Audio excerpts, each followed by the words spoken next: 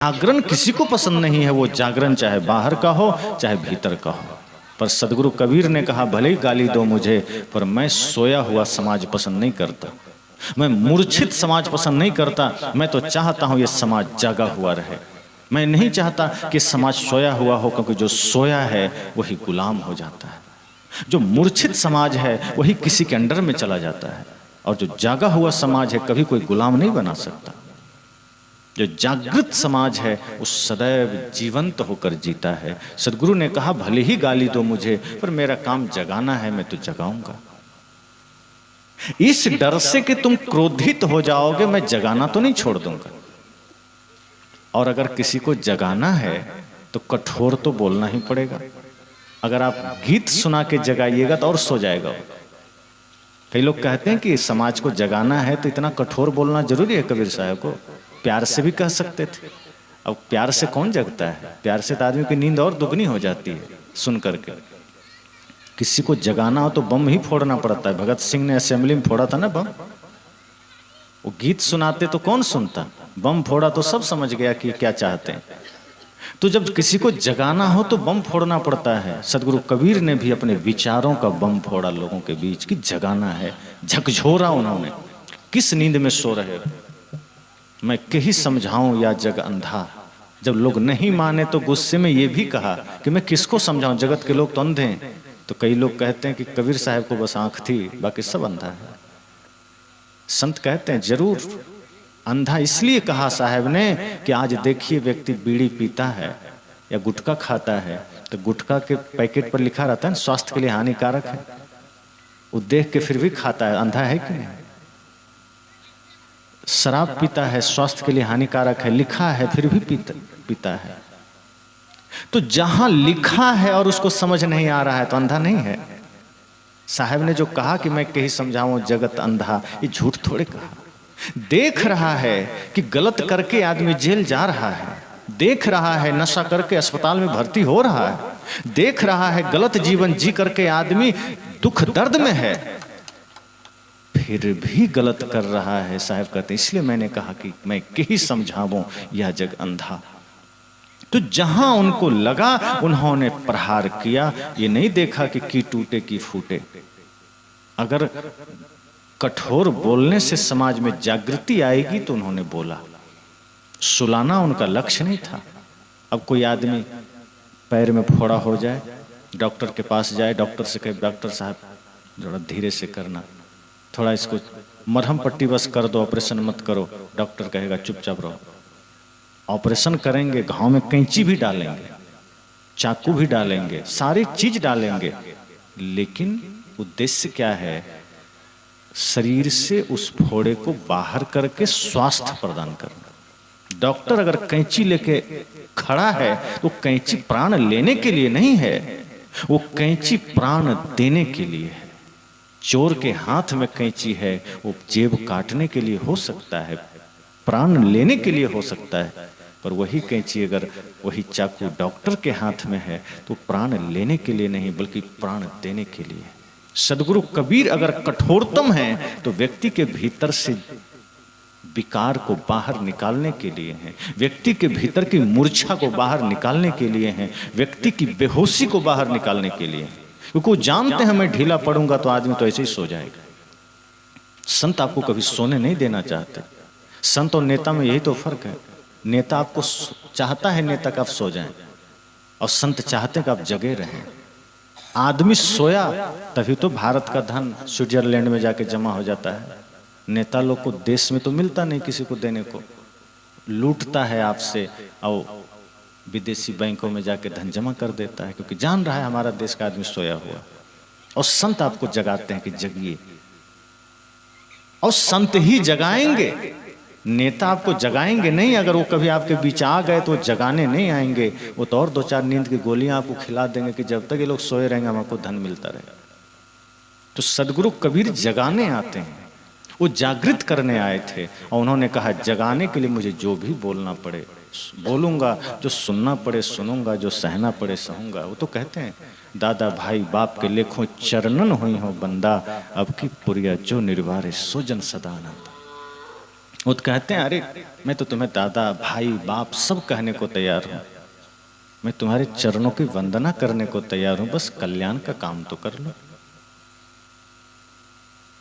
इस बार अपना उद्धार तो कर लो।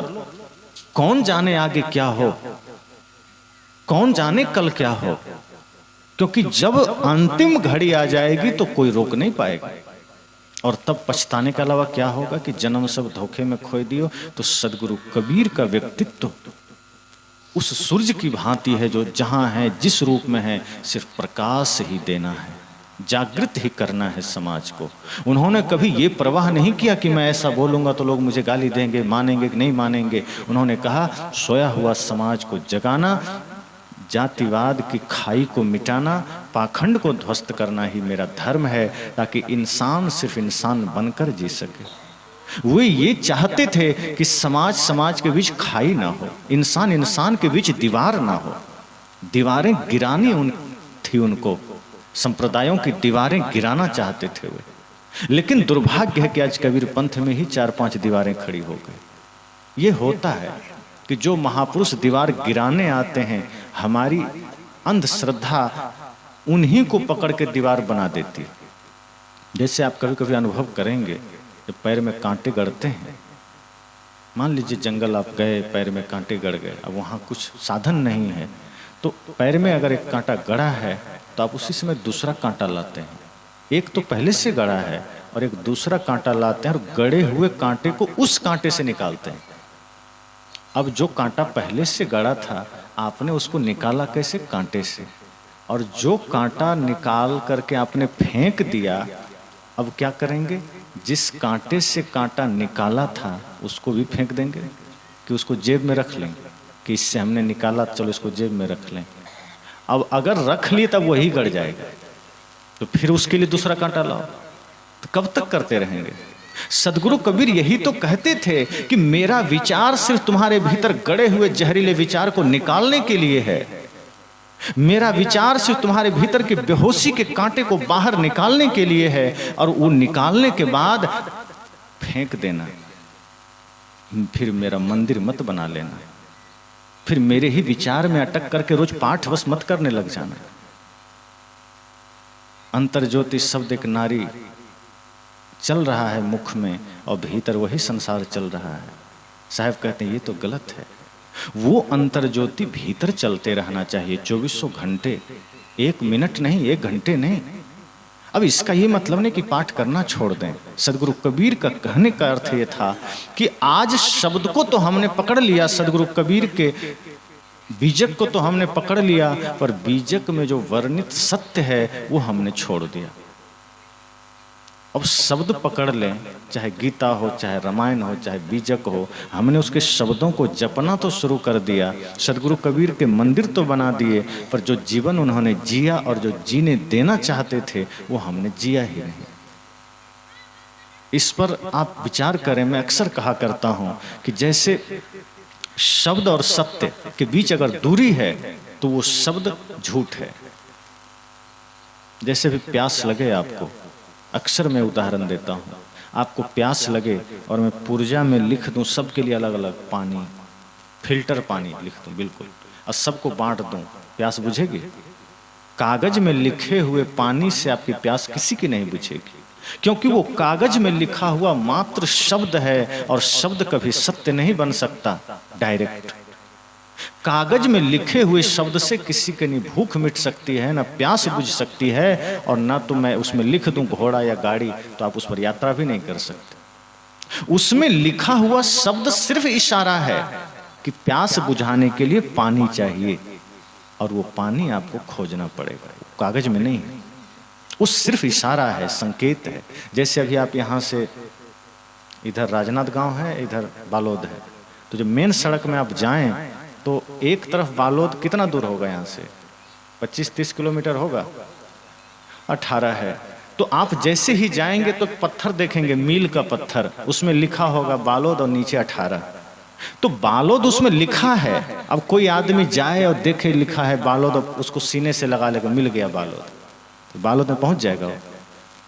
पत्थर में लिखा मात्र है बालोद, लेकिन नीचे क्या लिखा है? 18। मतलब अभी वो बालोद से 18 किलोमीटर दूर है। जब आगे बढ़ता जाएगा तो 17, 16, 15, 14, 13, 12, 11, 10, 9, 8, 7, 6, 5, 4, 3, 2, 1, फिर भी बालोद नहीं है। जिस पत्थर में लिखा होगा बालोद 0, मतलब सब खत्म हो गया, अब बालोद है। जब सब खत्म हो गया तब है ना बालोद। कागज में जब लिखा है जब तक समझना वो नहीं है सत्य, वो सिर्फ इशारा है कि इधर जाओ। पानी सिर्फ इशारा है कागज में कि हाँ पानी से प्यास बुझेगी, जाओ खोजो। उसी तरह अगर कागज में भक्ति की चर्चा है, प्रेम की चर्चा है और हम उसको रोज पाठ करें तो जीवन में प्रेम और भक्ति नहीं आएगी। वो इशारा है कि भक्ति जगाओ, कागज छोड़ो साइड। हमने सदगुरु कबीर के साथ या महापुरुषों के साथ यही किया है। उन्होंने जो ज्ञान हमें दिया, हमें जगाने के लिए, हमने उनके ज्ञान को पकड़ के रख लिया कि बस ठीक। जैसे बच्चा कई बार चांद को देख के परेशान करता है ना माता को, वो क्या है, वो क्या है, तो माँ कई बार बता देती उंगली से, देखो इधर ये चांद को देखो। अब बच्चा चांद को देखना छोड़ उंगली को ही पकड़ लेता है। अब उंगली तो मात्र इशारा है, वो चांद थोड़े है। लेकिन जब इशारा आप चांद की तरफ करते हैं तो बच्चा उंगली को पकड़ता है, चांद को नहीं पकड़ता। यही काम हम करते हैं। सदगुरु कबीर इशारा कर रहे हैं सत्य की ओर, प्रेम की ओर, हम उनके हाथ को ही पकड़ रहे हैं कि यही है। साहब कहते नहीं, ये नहीं है, ये तो सिर्फ इशारा है, ये नहीं है। हम उन्हीं को पकड़ रहे हैं। हम उन्हें पकड़े सिर्फ प्रेरणा स्रोत में, हम उन्हें पकड़े सिर्फ पथ प्रदर्शक के रूप में, बाकी जो उनके इशारा है वो समझें।